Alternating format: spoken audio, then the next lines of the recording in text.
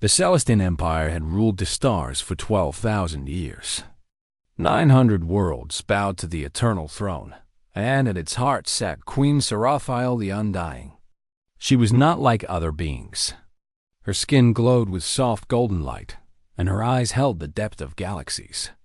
She had lived longer than most civilizations, and her power was beyond what any creature could imagine.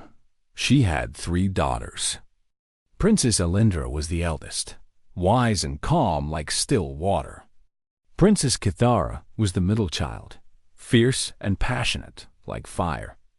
Princess Morvain was the youngest, curious and gentle like morning light. They were the future of the empire. One day, they would inherit everything their mother had built. The royal palace on Throne Prime was a wonder of the universe. Crystal spires reached toward the heavens, and gardens of living light bloomed in every courtyard. Thousands of servants moved through its halls. Hundreds of nobles plotted and schemed in its chambers. The palace was beautiful, but it was also dangerous. Power always attracts those who hunger for it. On the night everything changed, the palace was quiet. The 3 princesses had retired to their chambers after a long day of ceremonies. Guards stood at every door. Censors watched every corridor.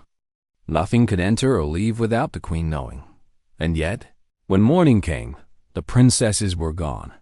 There were no signs of struggle, no broken doors, no dead guards. The princesses had simply vanished as if they had never existed. Their beds were cold. Their belongings remained untouched. Even their personal items, things they never went anywhere without, sat exactly where they had left them. Queen Seraphiel felt it the moment she woke. The psychic bond she shared with her daughters, a connection that had existed since their birth, was silent. Not blocked, not distant, silent. It was like reaching for something in the dark and finding nothing but empty air. She searched with her mind, pushing her consciousness across light years of space. She found nothing. Her daughters had disappeared from the universe itself. The palace erupted into chaos. Generals mobilized fleets. Intelligence officers interrogated everyone who had been near the royal chambers. Noble houses sent messages of concern that barely hid their excitement. If the princesses were dead, if the line of succession was broken, everything would change. Old alliances would crumble. New powers would rise. The queen saw it all. She saw the fear in her loyal servants and the hunger in her enemies. She saw her empire beginning to crack, and she knew that whoever had taken her daughters had planned for exactly this. They wanted chaos. They wanted her weak and desperate. She would not give them the satisfaction. But even as she projected strength, Seraphiel felt something she had not felt in millennia. Fear. Real, genuine fear. Not for herself. She had faced death many times and had long ago made peace with her own end. She feared for her children, who were somewhere in the vast darkness of space. Beyond her reach and beyond her protection, not in the lower levels of the palace. Far from the crystal spires and living gardens, a human named Marcus Cole woke to the sound of alarms. Marcus was nobody important. He was a cultural liaison officer, a fancy title for someone who attended boring meetings and wrote reports that nobody read. Earth had joined the galactic community 50 years ago, and humans were still considered a minor species. They were too young, too primitive, too fragile. The Celestine tolerated them the way adults tolerate children playing at grown-up games. Marcus had been on Throne Prime for 3 years. He had spoken to the Queen exactly twice, both times brief exchanges of formal greetings. He lived in a small apartment in the servant quarters, ate in the common dining halls, and spent his days translating documents that had already been translated by machines. The Marcus had a habit that had gotten him into trouble his entire life. He noticed things. He paid attention when others looked away. And on the night the princesses vanished, he had been unable to sleep. He had been walking in one of the lesser gardens, enjoying the quiet darkness when he saw them. 3 figures in hooded robes, moving quickly but silently toward a private landing pad. Behind them, barely visible in the dim light, were 3 taller figures. Figures that glowed faintly with the golden light of Celestin royalty. Marcus had frozen, pressing himself against a pillar. He watched as the group boarded a small transport ship. Just before the hatch closed, one of the hooded figures turned to speak to the princesses. The hood fell back, revealing a face Marcus recognized as Lord Verantis, the Queen's cousin. Her most trusted advisor. The ship lifted silently into the night sky and vanished among the stars. Marcus had not reported what he saw. He was a human, a nobody. Who would believe him? Who would take his word against a lord of the blood? He had returned to his quarters and told himself it was none of his business. That had been a mistake. The assassins came for him just after midnight on the 2nd day. 3 Shadowkin, beings bred specifically for killing. They moved through darkness like fish through water. They could slip through locked doors and bypass any security system. No one had ever survived a Shadowkin attack. Marcus killed the first one with a lamp. He had heard the faint whisper of movement and reacted on pure instinct, swinging the heavy object at the darkness. The Shadowkin had not expected resistance.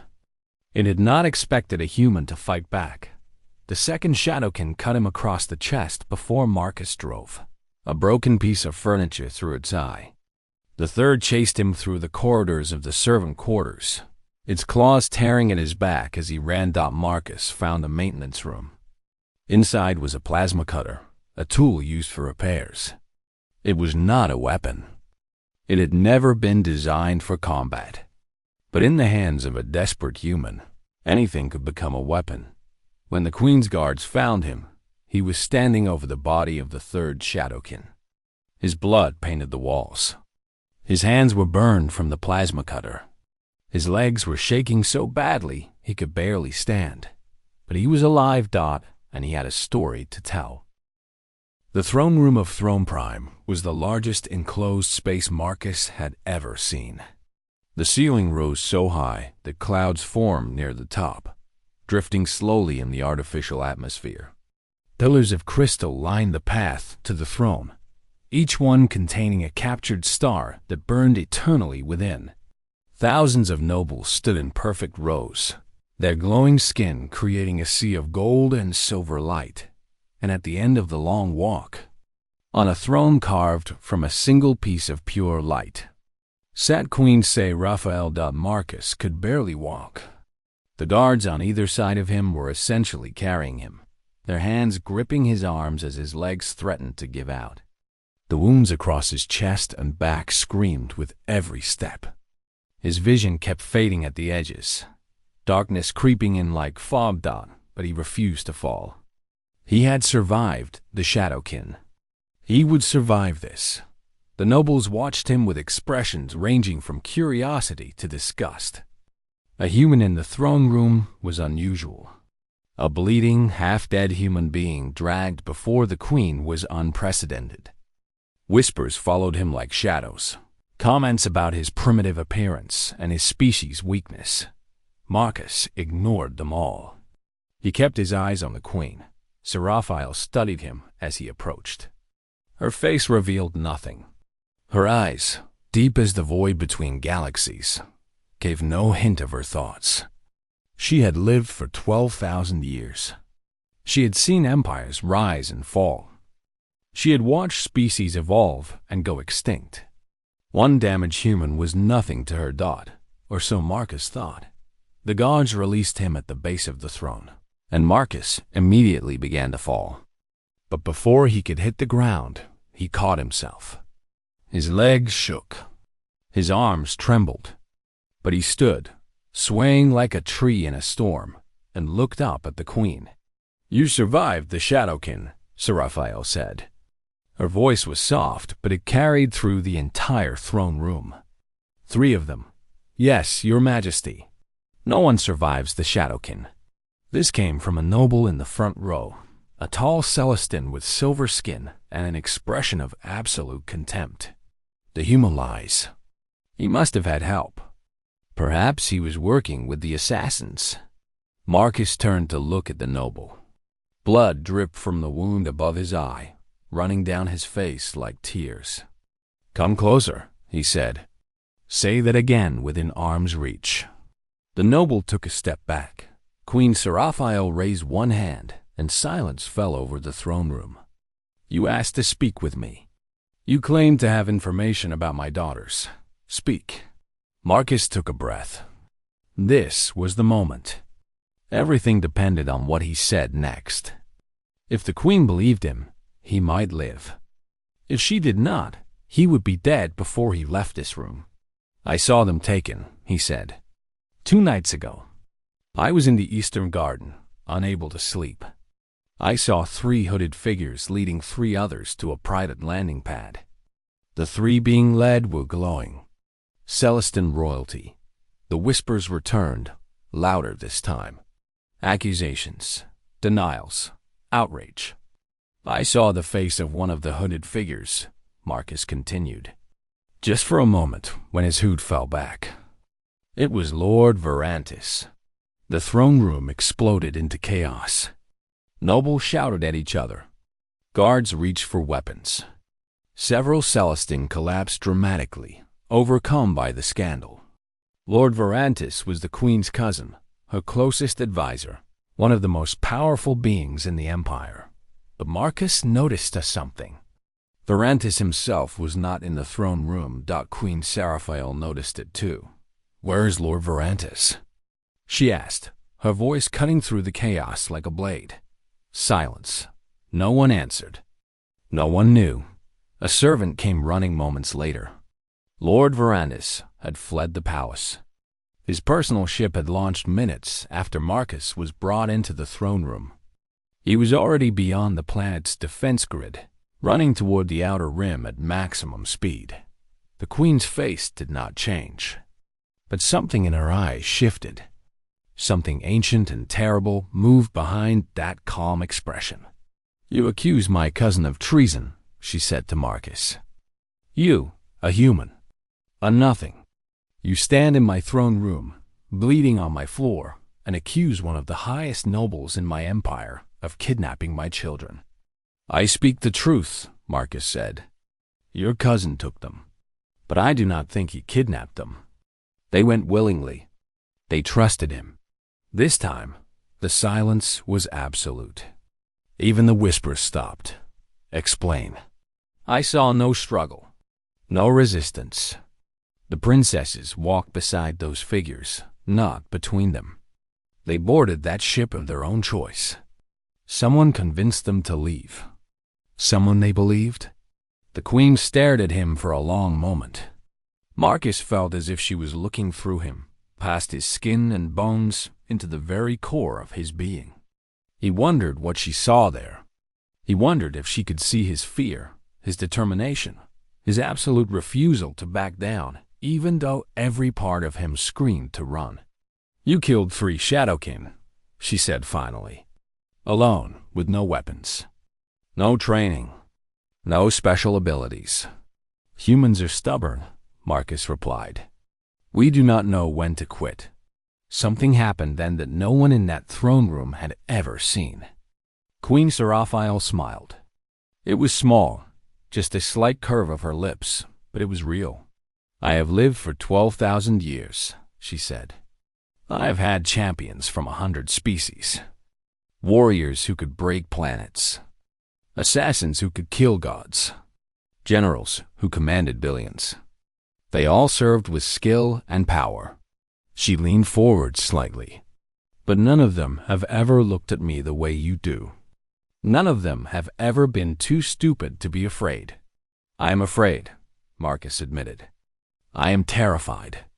But my fear does not control me." The queen stood. The throne room gasped as one. She walked down the steps toward Marcus, stopping just in front of him. This close, he could feel the power radiating from her, like standing near a star. You will be my champion, she declared. You will find my daughters. You will uncover this conspiracy, and you will answer to no one but me. Marcus looked at this being who could destroy him with a thought. This immortal queen who ruled 900 worlds. This mother whose children had been taken from her. I will need resources, he said. Queen Seraphiel placed one glowing hand on his shoulder. Where she touched him, his wounds stopped bleeding. The pain faded. Strength returned to his legs. You will have an empire, she said. And so began the hunt. Marcus quickly learned that having an empire's resources meant nothing when half the empire wanted him dead. His first official mission as the Queen's champion lasted exactly 4 hours. He had been given a warship, a crew of elite soldiers, and intelligence reports pointing toward Lord Varantis' last known location. He had followed every proper procedure. He had done everything by the book. The ambush killed 30 of his crew before they even reached the target. Someone had told the enemy he was coming. Someone in the Queen's own command structure had betrayed them. The conspiracy was not just Lord Varantis and a few followers. It was a disease that had spread through the entire empire, infecting every level of government and military. Marcus returned to Throne Prime in a damaged ship, with a wounded crew and with a new understanding of what he faced. He could not trust the official channels. He could not rely on the Empire's systems. Every move he made through proper means would be anticipated, countered, and turned against him. So he stopped playing by their rules. Humans had a reputation in the galaxy. They were considered chaotic, unpredictable, impossible to understand. The Celestin and other elder races thought in patterns. They planned for logical outcomes. They expected their enemies to behave in rational ways. Marcus was not rational. He was human. He abandoned his warship and his title. He stopped wearing the insignia of the Queen's champion. He left behind the soldiers and the intelligence officers and the advisors who reported his every movement to unknown masters. He took only a small bag of supplies and a communicator that connected directly to the Queen. Then he disappeared into the Empire's underworld. Every great civilization has its shadows. The Celestin Empire was no different. Beneath the crystal spires and glowing gardens, there existed a world that the nobles pretended did not exist. Smugglers who moved goods between worlds without paying taxes. Information brokers who knew secrets that could destroy kingdoms.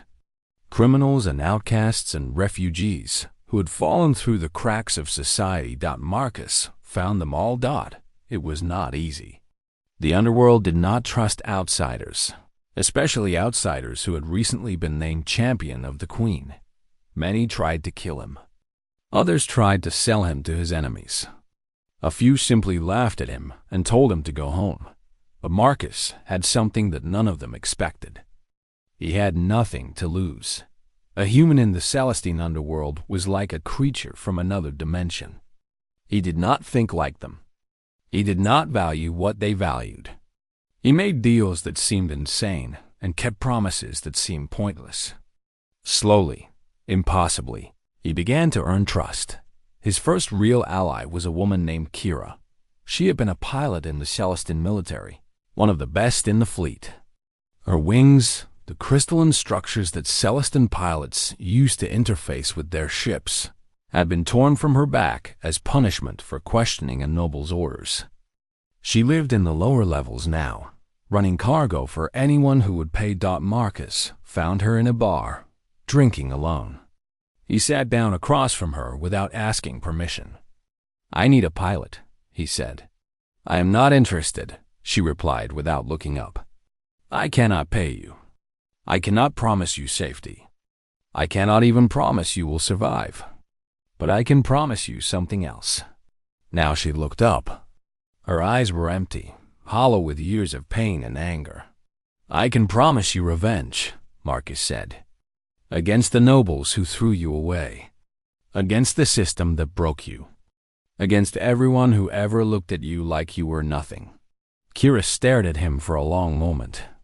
Then she finished her drink and stood. When do we leave? His second ally was a Kreth named Vorn. The Kreth were a species of engineers, beings who could understand and repair any technology. Vorn had saved Marcus's life during a deal gone wrong, pulling him out of a collapsing building with seconds to spare. Marcus had repaid the debt by helping Vorn escape from slave traders 3 days later. "I owe you my life," Vorn said afterward. "Among my people, this creates a bond that cannot be broken." "I do not want your debt," Marcus replied. "I want your help." Vorn considered this. "That is not how it works. I am human. I do things differently." The Kreth laughed, a strange clicking sound. "Yes, you certainly do." His third ally was not a person at all.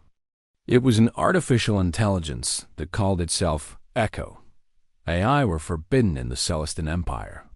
They were considered too dangerous, too unpredictable.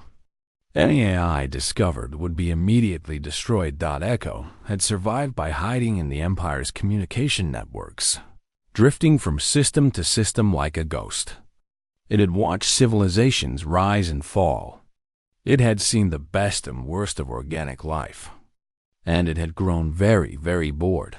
"Why should I help you?" Echo asked when Marcus found it. "What could you possibly offer me?" "Entertainment," Marcus said. "You have watched the Empire for centuries. You have seen nobles plot and scheme. You have seen the same patterns repeat endlessly. But you have never seen a human burn it all down." Echo was silent for a long moment. "That does sound interesting," it admitted. With his crew assembled, Marcus began hunting in earnest. They followed whispers and rumors across dozens of worlds. They bribed officials and threatened criminals. They stole information from supposedly secure facilities. Slowly, piece by piece, they assembled the truth. The princesses had not been kidnapped. They had been recruited. A faction within the Empire believed that Queen Seraphile had ruled too long. They wanted change, revolution, a breaking of the old order. They had approached the princesses in secret, filling their heads with stories of their mother's supposed tyranny. They had convinced these young women that their own mother was a monster. The princesses had believed them. They had left willingly, thinking they were joining a righteous rebellion. But Marcus found something else in his investigation. Something darker. The faction had no intention of letting the princesses rule. They were not revolutionaries. They were butchers. The princesses were meant to die, their deaths blamed on their mother, sparking a civil war that would tear the Empire apart. And the execution was scheduled for 3 weeks from now. Marcus gathered his crew around a table in a hidden room on a forgotten station. He laid out everything they knew. The location of the prison where the princesses were held. The number of guards. The defenses. "This is impossible," Kira said. "That station is beyond the edge of the galaxy. It is crewed by 3,000 soldiers. We are 4 people." "5," Echo corrected. "I count myself. We are 5 people. Against a fortress." Marcus looked at his crew. A broken pilot. A debt-bound engineer. A bored artificial intelligence. And one stubborn human who had no idea what he was doing. "Then we will meet a very good plan," he said, and he smiled. Void's cradle hung in the darkness between galaxies, so far from any star that the universe itself seemed to have forgotten it existed. No light reached this place. No warmth. It was a tomb built in the shape of a fortress, designed to hold prisoners who were never meant to be found. Marcus stood at the bridge of their small ship, watching the station grow larger in the viewport. It was massive, a structure of black metal and cruel angles. Weapons platforms dotted its surface like thorns. Patrol ships circled endlessly, searching for any threat. 3,000 soldiers, Kira said from the pilot's seat. Automated defense systems, energy shields, and sensors that can detect a ship from 2 light years away. You forgot the attack drones, Vorn added helpfully. Several hundred of those. Thank you, Vorn. That makes me feel much better. Echo's voice came through the ship's speakers. I have finished my analysis. Our probability of success is approximately 2%. Our probability of survival is somewhat lower. Marcus continued to stare at the station. Somewhere inside that metal tomb, 3 young women were waiting to die. They did not know that their execution was planned. They probably still believed they were heroes, fighting against a tyrant mother. They had no idea that everything they believed was a lie. What is the plan? Kira asked. Marcus had been thinking about this for weeks. Every traditional approach would fail. A direct assault was suicide. Stealth was impossible with those sensors. They could not negotiate because no one knew they were coming. They could not call for help because every communication would be intercepted. So he had developed a plan that was absolutely insane. We are going to crash into the station, he said. Silence. I am sorry, Kira said slowly. I think my translator is broken. It sounded like you said we are going to crash into the station. That is correct. On purpose. Yes. More silence. I like this plan, Echo announced.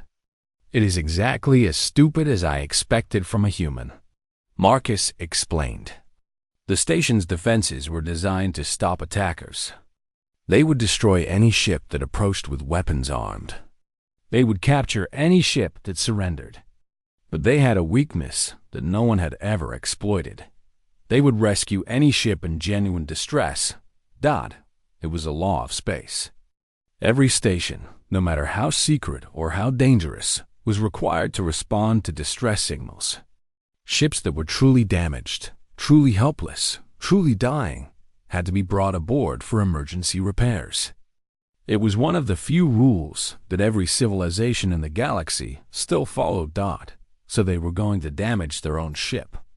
Badly, they were going to fly directly at the station, broadcasting distress signals, venting atmosphere, systems failing. The station would have no choice but to bring them in, and once inside, they would fight. This is insane, Kira said. Yes. We could all die. Probably. I will need to damage my ship. My own ship. With my own hands. I am sorry. Kira stared at him for a long moment. Then she laughed. It was not a happy sound, but it was real. You know what? I have been waiting to do something this stupid since they took my wings. Let us crash into their fortress. The approach went exactly as planned. Vorn sabotaged their engines, while Kira flew them directly at the station. Alarms blared. Warning lights flashed. The ship screamed as systems failed one after another. To the station. It looked like a terrible accident. A small civilian transport caught in the gravity well of a rogue asteroid, its engines destroyed, its crew dying. They broadcast frantic calls for help. They begged for rescue. They played the part perfectly. The station's defenses powered down. Patrol ships moved aside. A docking bay opened in the side of the fortress, ready to receive the stricken vessel. They crashed through the bay doors at high speed, their ship tearing apart as it slammed into the metal floor. Sparks flew. Metal screamed. The impact threw Marcus against his restraints so hard that he felt ribs crack. But he was alive. They were all alive. And they were inside. Marcus kicked open the emergency hatch and stepped out into chaos. Station personnel were running toward the crash site, carrying medical equipment and fire suppressors. They expected to find injured civilians. They found a human with a plasma rifle. The first dozen fell before they understood what was happening. Marcus moved through them like a storm, not pausing, not hesitating. Behind him, Kira emerged with weapons in both hands, her broken wings replaced with mechanical ones that Vorn had built. Vorn himself carried a device that disabled electronic systems, shutting down doors and defenses as they advanced. Echo had already invaded the station's computer systems. Lights flickered. Alarms changed from intruder alerts to fire warnings to radiation leaks. The 3,000 soldiers aboard the station found themselves fighting not just for intruders, but their own station. It was still impossible. There were too many enemies, too many corridors, too many obstacles. Marcus was shot 3 times in the first hour. Kira took a blade across her face that nearly took her eye. Vaughn's arm was broken by a guard's weapon. They kept fighting. This was the thing about humans that other species never understood. They were not the strongest. They were not the fastest. They were not the smartest. But they simply would not stop. Pain that would cripple other beings only made them angrier. Wounds that should kill them only slowed them down. They kept coming, kept fighting, kept pushing forward until they won or died. Marcus died twice. The first time, an explosion stopped his heart. Vaughn restarted it with an electrical shock. The second time, he lost too much blood and his brain began to shut down. Kira injected him with a stimulant that should have killed him, but instead brought him back screaming. By the time they reached the central holding cells, Marcus looked more dead than alive. His armor was destroyed. His weapons were empty. He was walking on pure willpower, his body pushed beyond every limit it possessed. The door to the princess's cell stood before him. 2 guards remained, elite warriors who had been kept in reserve. They looked at this bleeding, broken human and laughed. Marcus killed them both. He did not remember doing it. He remembered the door opening. He remembered falling to his knees. He remembered looking up and seeing 3 faces staring at him in absolute shock. Princess Alindra, the eldest, spoke first. "Who are you?" Marcus tried to answer. His voice was gone. His strength was gone. Everything was gone except the message he needed to deliver. "Your mother," he managed to whisper. "She sent me. She loved you. She never stopped loving you." "That is impossible," Princess Cathara said. "She is a tyrant. A monster. We saw the evidence. Lies." Marcus coughed blood. "All lies for Antis. The conspiracy. They wanted you dead. Blame your mother. Civil war." The princesses looked at each other. They looked at this human who had fought through an entire fortress to reach them. They looked at the bodies of guards behind him, the destruction that marked his path. "Why?" Alindra asked. "Why would you do this? Why would you sacrifice everything for us?" Marcus smiled. It was a terrible sight, bloody and broken, but it was real.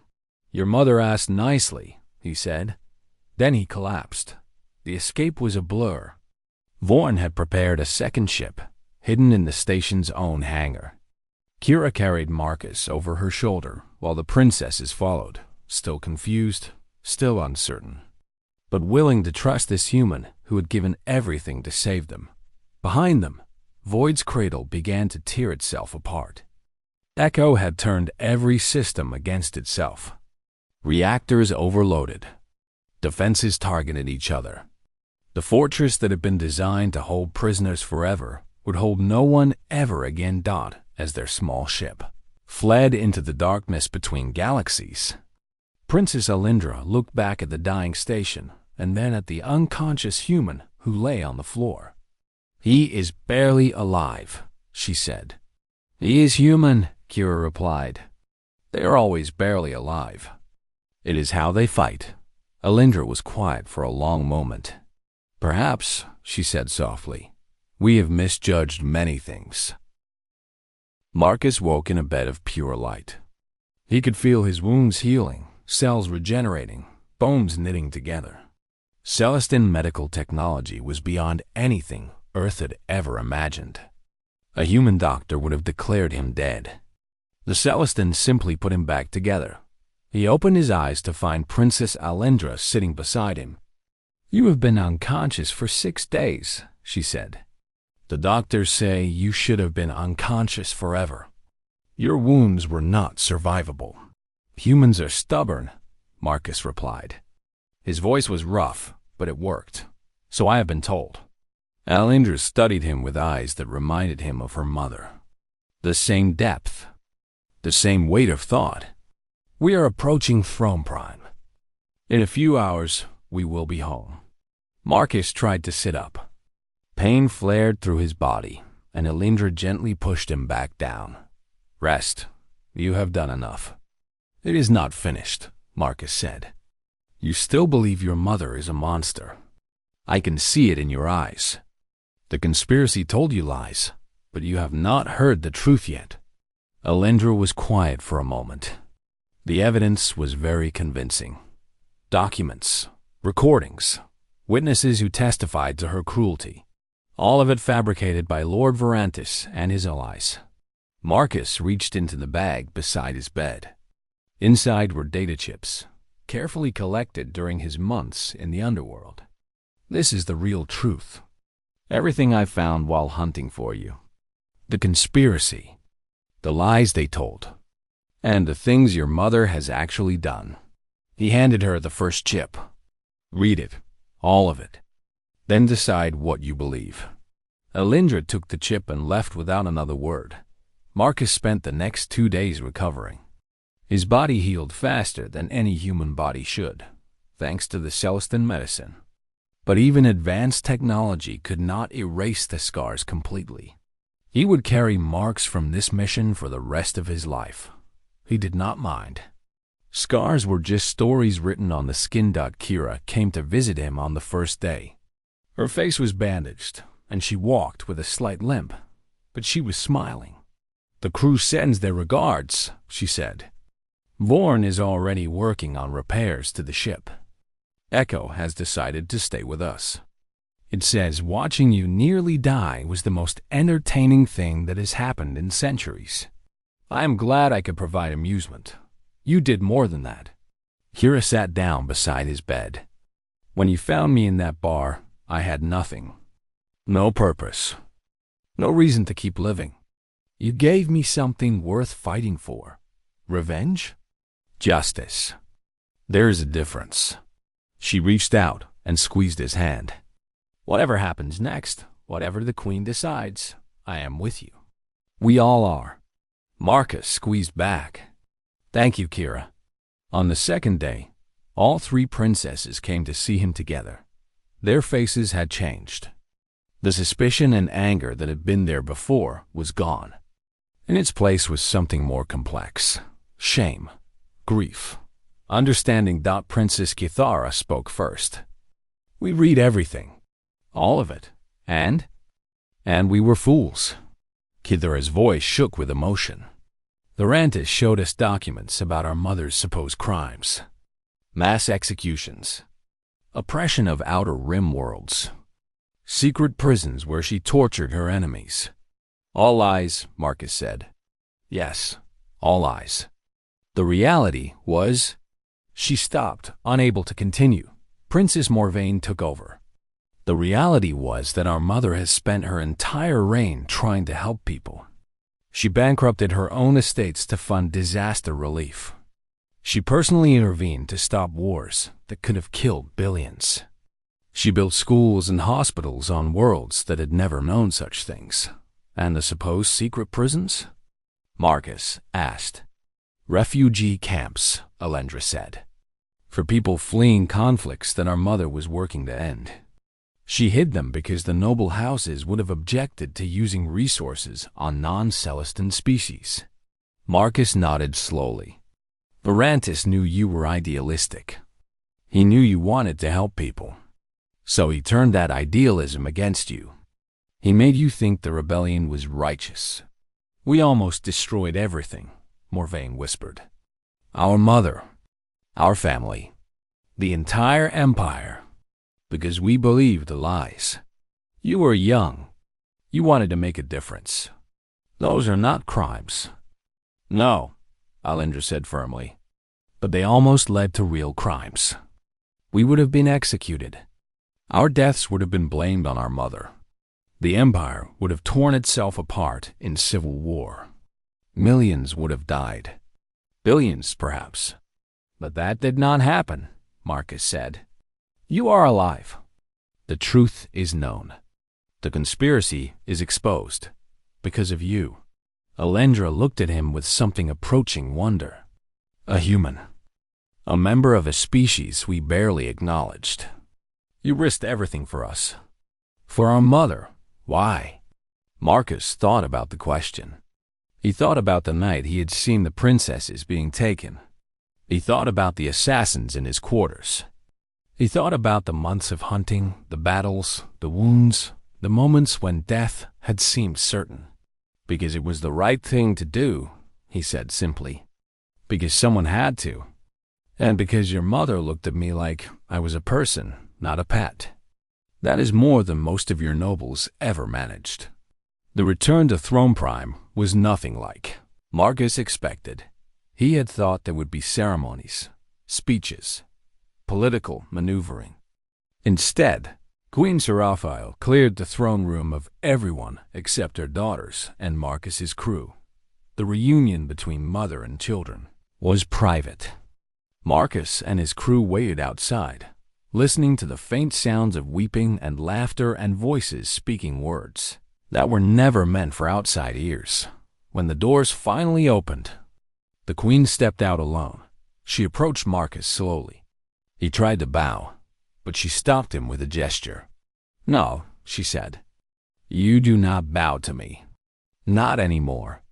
She reached out and took his hands in hers. Her skin glowed warmly, and he felt power flowing into him. Not healing this time. Something else. Something deeper. I offer you anything you desire, Seraphiel said. Wealth beyond imagination. Worlds of your own. A title among the highest nobles of my empire. Name your price, and it is yours. Marcus looked at this ancient being. This mother who had waited in agony while her children were missing. This queen who had trusted a human when no one else would. I want to go home, he said. Seraphiel's eyes widened slightly. Home? To Earth? Yes, I have seen enough of empires and thrones. I have had enough of politics and conspiracies. I want to go back to my own world and live a quiet life. For a moment, he thought she might refuse. He thought she might insist that he stay, that his place was now in the stars. But then she smiled, and he realized she understood. You will always have a home here, she said. But I will not keep you against your will. She paused. There is one thing I must do before you leave. She stepped back and, in full view of her daughters and Marcus's crew, she bowed to him. It was not deep. It was not long. But it happened. The eternal queen of 900 worlds lowered her head to a human. Should you ever need sanctuary, she said, should your people ever face extinction or conquest, the Celestin Empire will answer. This is not politics. This is not a treaty. This is a debt, and my kind pays our debts across millennia. Marcus returned to Earth 2 weeks later. He never told anyone what had happened.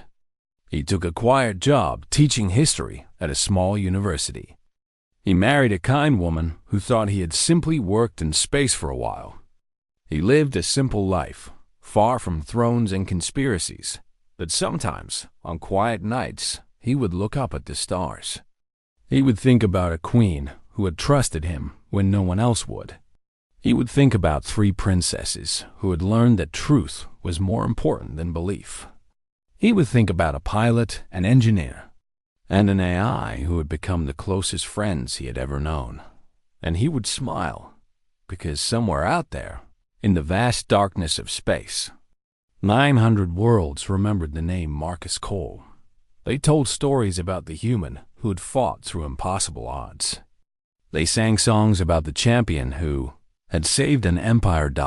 And they never forgot. When humanity finally stepped onto the galactic stage as equals, centuries later, they found doors already open. They found all eyes waiting. They found an ancient empire that welcomed them like family. Because debts are remembered. Because courage is never forgotten. Because sometimes One stubborn human can change the course of history. That is the human way. That is why we matter. That is why the stars will never forget us.